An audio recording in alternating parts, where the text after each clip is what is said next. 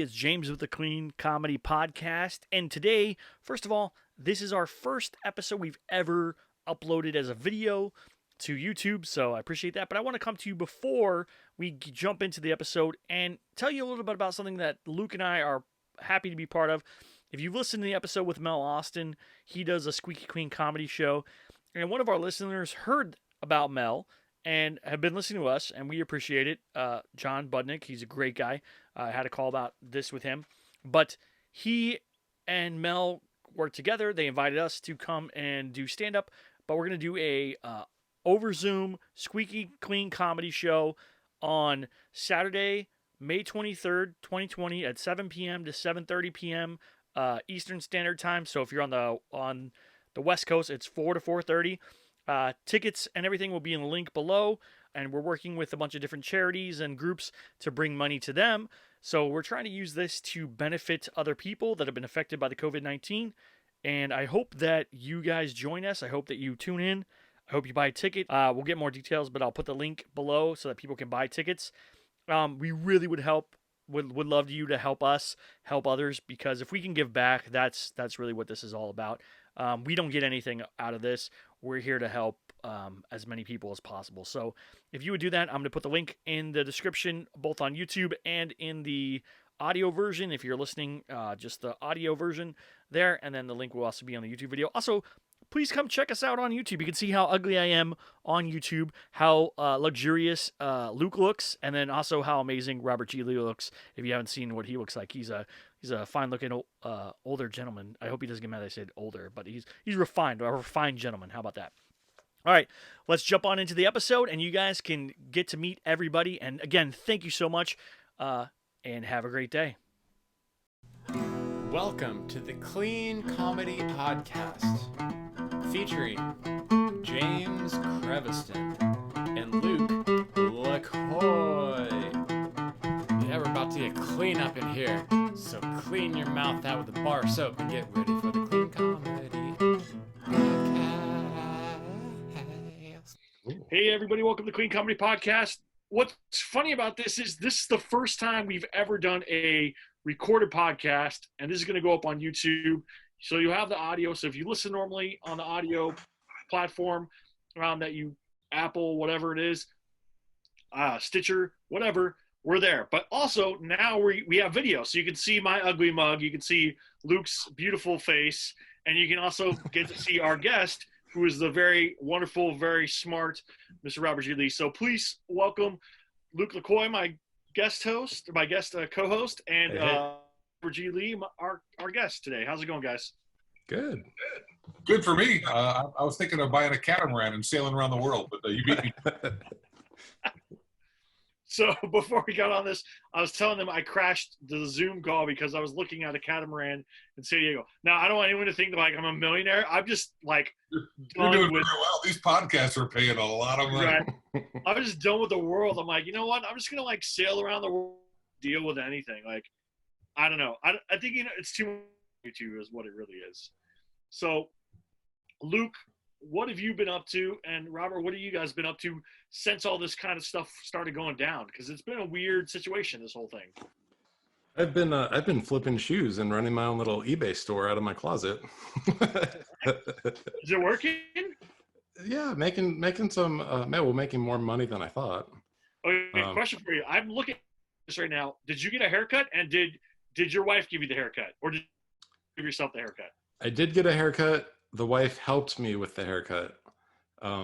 So she did, what I can't see in the back. What did you use? A Flowbee? Like what's up with what the do? I see more hair usually, but yeah, I have good clippers. So Robert, does your wife cut your hair?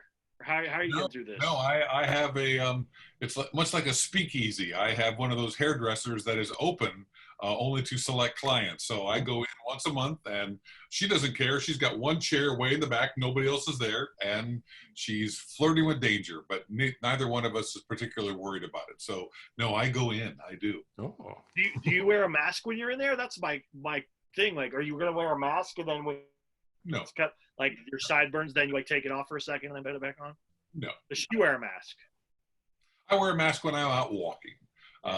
But there's been enough people, and just today more stuff came out. It's like, this is really silly. We should just go back to normal. They've actually proven that more deaths are happening because we don't have a herd immunity now because we're isolated. Whereas if we just got out and mixed with each other, it would actually take care of itself. But panic doesn't go that way. So anyway, I have way too many opinions on what's right and what's wrong about this. But no, I don't wear a mask in my hairdresser. It's only once a month. And if she kills me, well, then I was wrong. You died with beautiful hair then. Good looking corpse.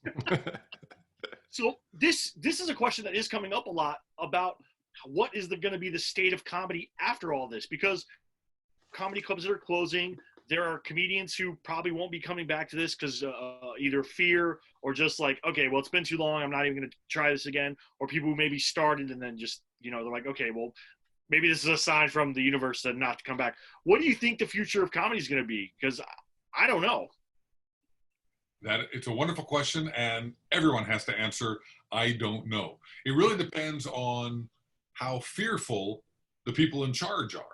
Because right now, it's just one big panties in a bunch group of people who are afraid the sky is falling, and they're way overreacting. And I'm afraid about the power of the government at this point. That if they say, oh no, a second wave is happening, you know, what, an old lady died in Sacramento, we're shutting it down again, it's going to kill us again. So I work in the TV industry warming up shows, and I know that there's going to be a big waiting period before we can go back to normal. I had all these pilots canceled, all my shows were canceled. Sony was very good about it. They got government loans, but still they paid the crew for a couple episodes that we didn't do, so that really helped us.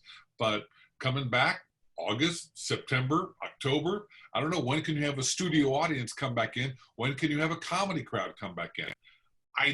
If you look at 9/11, people said never again, and within 6 months, everybody forgot. So I do believe that our collective memory is very short, and so there'll be changes, and there are many businesses that will die, and many comedians who will say, all right, I'm done.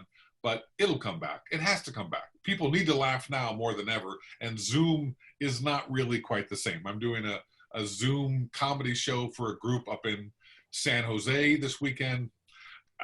We'll see. I did one a couple weeks ago, and they opened up the channel for like two people, so we could hear their laughs to kind of gauge the routine. But the rest of it was just weird because you're looking at these pictures of people, they're checking their phones. You know, it's just a very odd thing with comedy. I do think it'll come back. I think it'll come back stronger than ever because people need to laugh, and I think there's going to be. This is something we'll never forget. But a long-winded answer is, if you look at the Spanish flu, the 1920s were not a conservative, oh, we can't go out time. They were a crazy time. They were called the Roaring Twenties because World War I was over and the Spanish flu was over, and they went crazy. So I would say, if history shows anything, it'll be that we'll get back to normal. We just don't know when. So those Zoom shows that you do, do you do them from your chair like you're talking to us right now? Or you actually have the mic, whatever and stuff? Or how does it work? I just do it here. I just sit here. I've seen it, people in front of a blank wall and things like that. I always tell people that I was just telling Luke that my sister's upset about my background because she's an interior designer and she wants me to have a bookshelf. And it's like, it's distracting. You want to just have a plain background back there. No, I've got microphones that I use for audio recordings, but for a Zoom call, no, it's just I'm talking like this. Luke, what do you think the state's going to be of comedy? Because there's a lot, like I said, a lot of clubs are closing, a lot of things are changing. Do you think this is a revolutionary time for comedy? I mean, I think it could be, especially if you have stage fright and you're getting on the Zoom game. That's a that's a big help. I think there's going to be a lot more virtual stuff going on. You know, VR, I think, is going to be like the next big thing. Like how TV was revolutionary. I think VR is going to be the next thing, and I think a lot more comedy will be incorporated with it. I don't know if that's going to be a good thing or not, but definitely, you know, the live shows will go on because you can't replace it. Yeah. Over the weekend, I watched a Zoom show, and before they started the show, they said, okay, if there's any laughers watching, unmute yourself. So they had all the laughers on mute. You couldn't see their faces. It was just the comedian the whole time, but you could hear the laughing, and it felt like I was watching like a real show from the living room. It was really neat how it was done, and it was pretty neat to see how it's not evolving right now, but kind of being creative in a, in a lot of different ways. So yeah, it's kind of neat to see what isolation forces people to do creatively. When you say VR, do you mean like wearing those weird headsets, like the goggle things, and then people like watch? And then would that mean like the comedian would have to stand in front of a special type of camera? I don't know how VR works. I'm going to tell you that right now. I think it would probably most likely be a hybrid where like they put like one of those 360 cams in a comedy club, and they like reserve a seat just for the VR crowd. And so you're wearing the VR, so it's like you're sitting in the club. So I think that could be like more marketing, or yeah, a pure. I know there's been some comedians that have done like a pure VR show. Like, I think it's using the 360 webcam, so they're performing to this webcam, and then everyone else is like viewing it through the VR. But I mean, there's like, I guess the comedian could wear a VR too. That'd be interesting, like watching an avatar perform comedy and it'd be so bad. As long as you have a cantina in the background, and yeah, and it tries to take money from Han Solo, it'd work. But yeah, that'd be a weird thing. Well, that's what I was thinking. Is would it be? Yeah, would there be? Would you have to worry about the background? Because I was thinking it would be something like, would you have to be able to see, like, more of like the whole actual room, or could you just do it where if you're sitting in the spot, you can only see this much of the stage? I don't want to see the people. I don't need to see the people behind me if I'm in the club. You know what I'm saying? I'm not paying attention to them anyways. I'm paying attention to the stage. The idea I had a long time ago was to do a stand-up set, a YouTube set, where I actually wear like a GoPro on my head, and it shows you my point of view to the crowd. So the crowd basically, I'm what a comedian sees when they do stand-up. Oh, right, mid-question. For those of you who are paying attention to the Zoom call, James crashed earlier, and now he's crashed the second time. He is frozen now, so we may just edit this out anyway. But he upgraded his Zoom account, and you can tell what it's done. Really excellent job. He's totally frozen and gone. He'll have to bring himself back. So go ahead, Luke. Tossing the ball to you. It's funny. We just started getting like small sponsorships for the podcast, and then all these extra fees started like piling up on everything else that we're doing now online. Well, it's working for you. It's flawless. It's like a Swiss watch right now. This is all, just blame it on COVID. Oh, he's gone. He's coming back in. I'm the host now. Hey, this is great. It's my podcast. So, Luke, all right, your mirror. And I know that you like to tag things, but is the outside of your house, does it also say Luke Lacoy out on your garage door? It's a little bit more mysterious on the garage door. It's a double L's. Oh, very nice. Very nice. Okay. L to the second power. Does everyone receive? Wait a minute. Oh, hello. Back. Hello. Can everyone hear me? Yep. That sucked. I don't know what happened there. I hate this stupid thing. I paid $15 a month. Come on, Zoom. What are you doing? I'm so mad at Zoom right now. All right. I already said that you paid more money, and this is what's happening. You were on the audience is looking through the GoPro to see what you see, and basically the audience cared so little that you froze. that probably actually makes sense. I don't know if that would be a fun thing for people to watch. I'm trying to figure out how the 360 club thing would work, because I think that's a good investment for later on. The problem is I don't think the technology for the VR goggle things are I think there's too big of a gap disparity right now in that. At least I think so. Well, right? Like my son has one, and they are really fun. I played it one time. You got it's like Guitar Hero and those kind of things. You got things coming at you, and you're throwing a lightsaber, dancing, trying to get off, stay on beat and get rid of stuff. So with comedians, I don't know if you have hecklers coming at you and you're slashing them. I don't know how it would equate. Because the audience just want to hear jokes. They don't care about the audience. They don't care about anything but make me laugh. Mm-hmm. Right. And Luke, the one you said there was a 3D webcam, and how did that work? I think the comedian just did a show for a VR audience. So I think he was like performing from his, I guess his room. I'm blanking on his name right now. He's the heckler on YouTube. He's the one that. Oh, why am I going blank? Steve, is it Steve something? Yes. It's, What's his last name? The redhead guy. Mm-hmm. I don't know. I'm going blank either. Ah, that's stupid. If you look up the heckler comedian, he pops up. So he's the guy. Yeah. So with all this going forward, say that tomorrow they open up the world and everything goes back to normal. Is there any hesitation on either of your parts to go back to doing stand-up or going back to the club or being back around groups of people? Go ahead, Luke. I'll let you answer. I think if the 6 foot thing is still in effect, that's going to be weird. Because then that's just going to spread everyone out around the club, and that's no good. that makes it 6 times as hard to tell a joke. But as far as like, I mean, we're doing stuff. We're performing for on Zoom and stuff, so we're still practicing our muscle. So I don't think there's any hesitation there. It's more of just like, how close can you be, or how close are we allowed to be to other people? I think that's what we'll have to wait and see.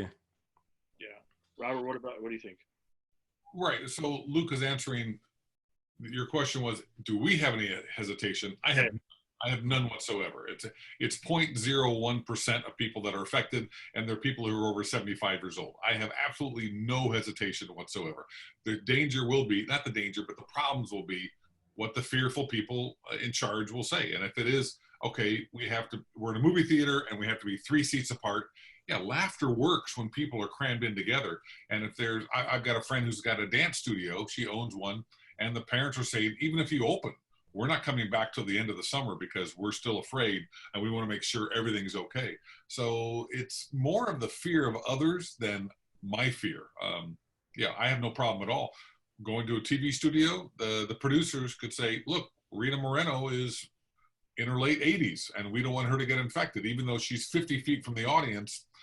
Could be somebody from the crew, could be, who knows what'll happen. So and Norman Lear's 97, so we're not going to bring Norman out in front of anybody. So, all right. So what do people do?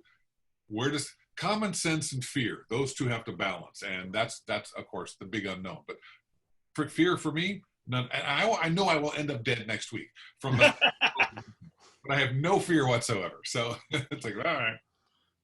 Well, what if they make us perform in masks? That's my thing. If I decide if I have to perform in a mask, I'm gonna get one to draw like goofy lips on it or something so it's at least entertaining for people when they're looking at it. But other than that, I can't think.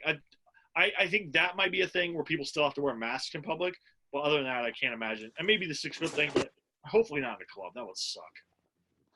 Yes.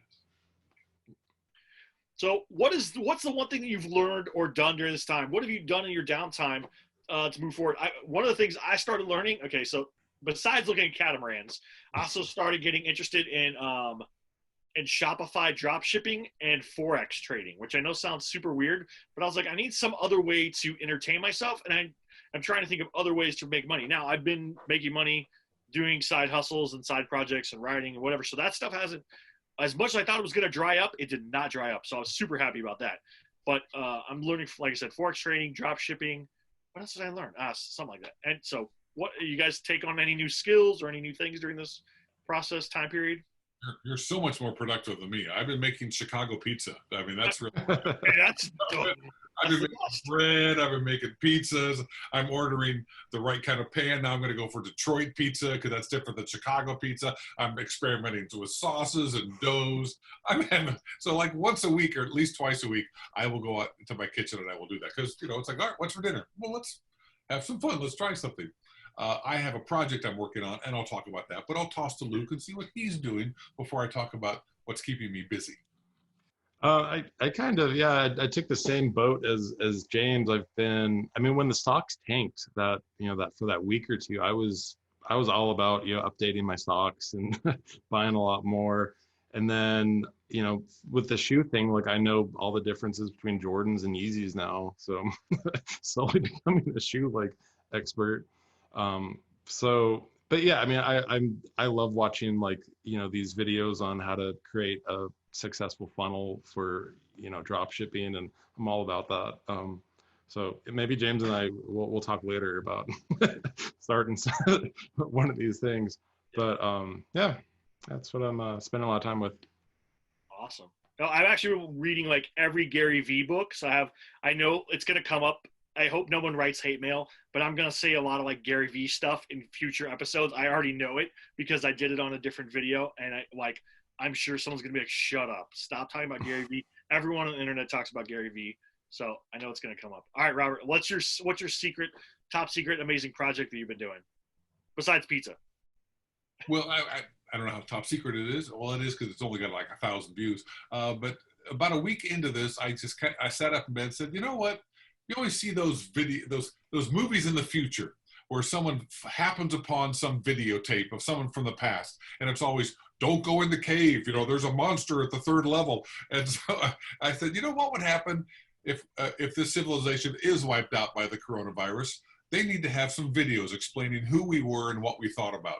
So I started the Corona Diaries, and I didn't know it was going to go this long. I had no idea what I was getting myself into.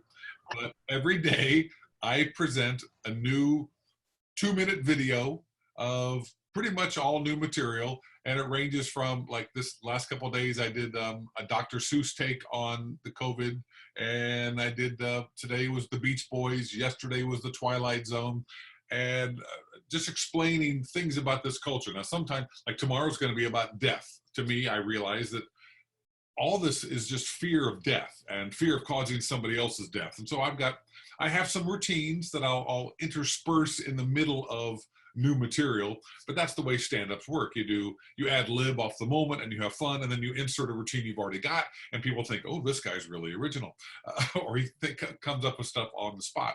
But the COVID Diaries started off as, yeah, I'm going to do this, and it's turned into a full-time job. So now every day I wake up and go, all right, what's tomorrow's post? Because I record it every single night. So I write it during the day, get an idea. Like yesterday was spent looking at Beach Boys songs and seeing what lyrics I could change and fix. And it's like, I didn't come up with anything for California Girls, but I worked on this song and Help Me Rhonda. And then it's like, okay, all right, I got that. So, for Good Vibrations, it's all right.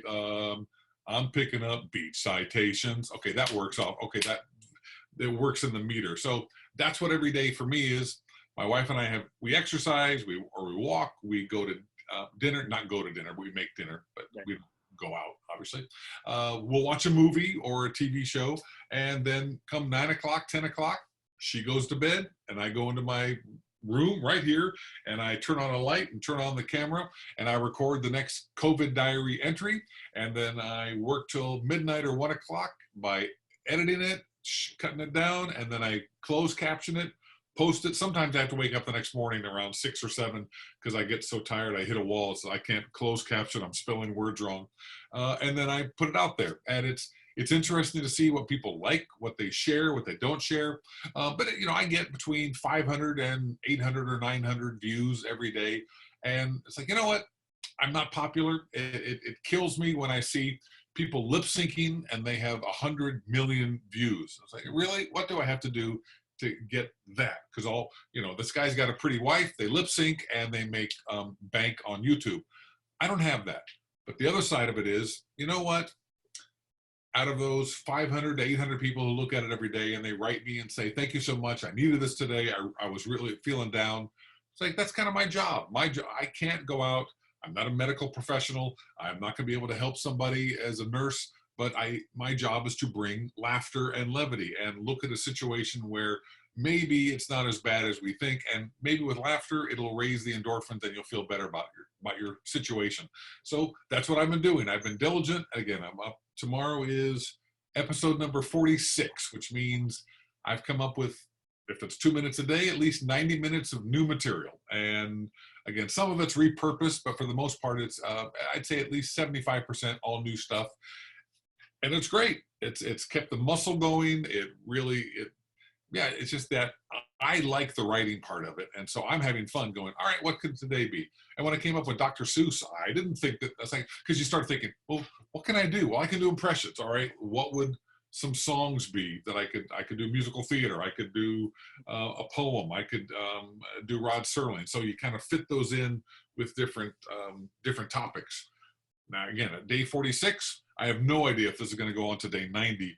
But I come up with a new idea about every other day. It's like, ooh, that'd be fun for tomorrow. And then I start working on it and writing it. So for me, it's kept my blood and my juices really going.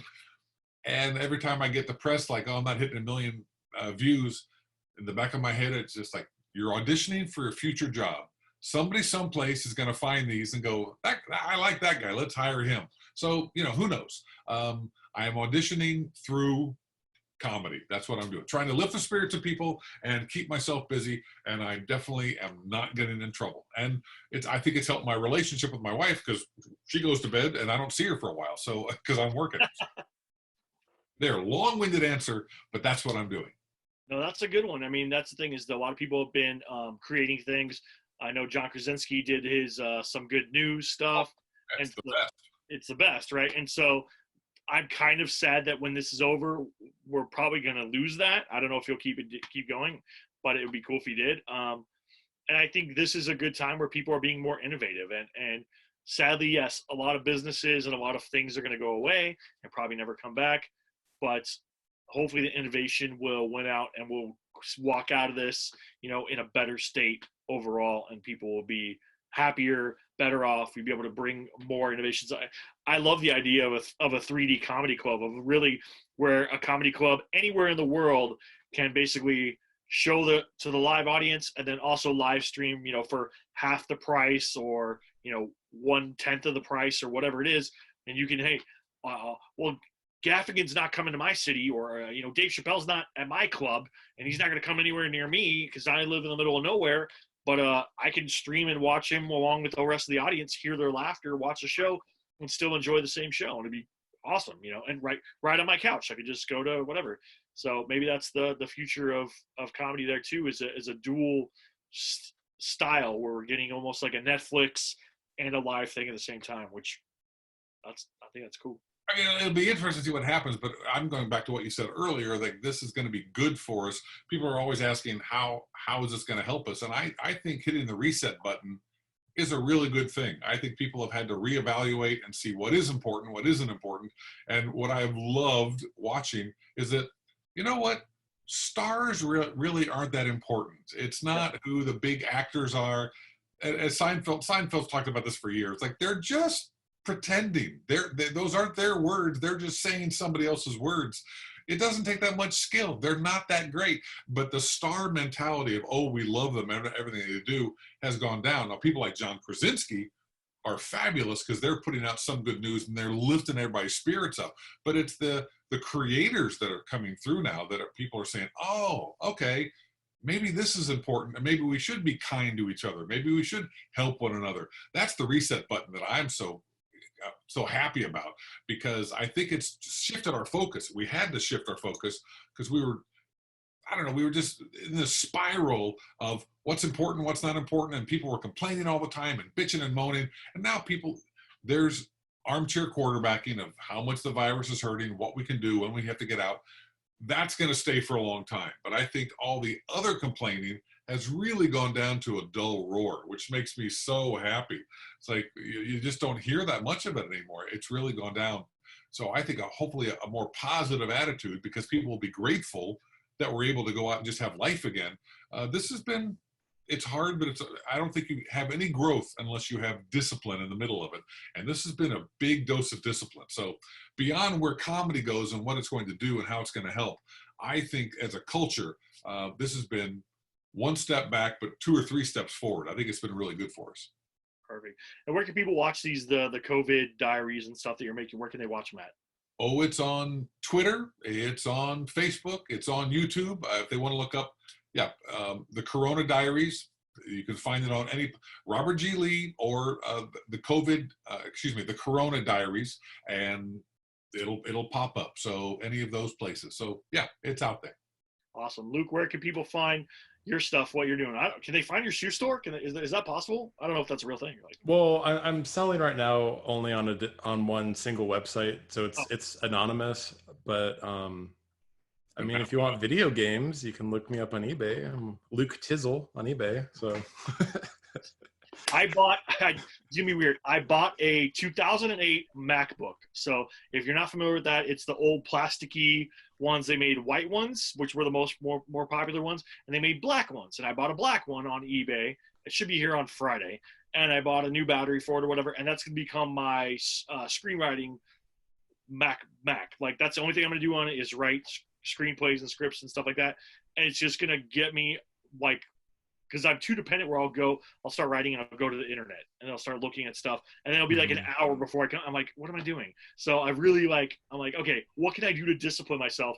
And for $100 investment on a battery and a new, not even a new one, but a 2008 Mac, I'm like, all right, I can do this. And then I've always wanted the cool black Mac. Like nobody has that. It's like a really rare thing. So I was like, all right. And I'm nerdy like that. Like I want to do that. So I think it's very cool, except it'll have the memory of one page, so you'll have to, constantly print it out. Well, I'm upgrading it a little bit. I am going to upgrade the RAM and stuff like that. So it will, but I'm not going to upgrade the OS because I don't want to have like all the stuff on my computer that I have right now. Right. Because I just end up playing around. It's ridiculous. No, that's a good idea. Yeah. I was like, all right. And then what I'm going to do is I'm going to do some, I don't know if anybody cares about this, but I'm going to be doing some of going through my steps of how I outline and write a screenplay and go through that all process and make videos of that and screen recordings so people can learn. And I'm going to do it through Fade In. They're not supporting me in any way. They don't give me money or whatever, but Ryan Johnson wrote Knives Out in Fade In. He also wrote the Star Wars movie, which I know there's a little bit of beef there. And then there's, Craig Mazin wrote Chernobyl, which won a bunch of awards in Fade In. So there's a lot of people who actually use it really well that are famous screenwriters. So it's not, I know everyone says, oh, Final Draft, but I never liked Final Draft. And for like $300, that's not worth it to me. But for $70, Fade In has everything. You can import and export out of it. And there you go. You have a great software. So I hope that helps everybody there. And one last time, is it Robert G. Lee at everything? Everything at Robert G. Lee? Yeah, my website is robertglee.com, but of course I haven't updated that with the Corona Diary. So it's on Facebook, Robert G. Lee. Yeah, just Robert G. Lee and or the Corona Diaries. Yeah, it's all there. And at Luke Lacoy for everything else for you, Luke? Yeah, and also Robert's specials on Dry Bar. It was super funny. I watched it today and like the intro was amazing and I was like, there's so much more to blame on Robert than I originally knew. It was so good. It did drop. It's been up for about a week and a half, 2 weeks, and they haven't put the small clips on YouTube or Facebook yet. So that's when you really get the views, but they put out the special first and then people can watch that who have the app, or they can watch it on like Roku, that kind of stuff. But it's fun. I've been getting a couple comments on that and hopefully that will do something. But as my agent said, it's just another brick in the wall. You just keep building your career by doing this and then doing that, and it's bit by bit. But I'm very glad you watched it, even though you knew I was coming on tonight. You kind of felt obligated. James, not so much, but you at least. I didn't know. That's not fair. I didn't know. I had no clue. Now I'm going to go home. Now here's the thing. Everyone's in my living room right now. There's 8 people in my living room. They're all family. We're going to go watch that tonight then while we prepare for Cinco de Mayo tomorrow. So we're good to go. Well, that's what we'll do tonight. Perfect. All right. Thank you guys so much for checking out the Clean Comedy Podcast. Again, it'll still be all the audio, but now you're going to get to see our loving faces. Well, more Luke than me. No one wants to see me. Not even my wife wants to see me. So it'll be good to have this. Thank you guys so much. Like, subscribe, follow, write comments, whatever you do. And thank you again, Luke and Roberts. Thank you. Bye. All right, Yeah, we're about to get clean up in here. So clean your mouth out with a bar of soap and get ready for the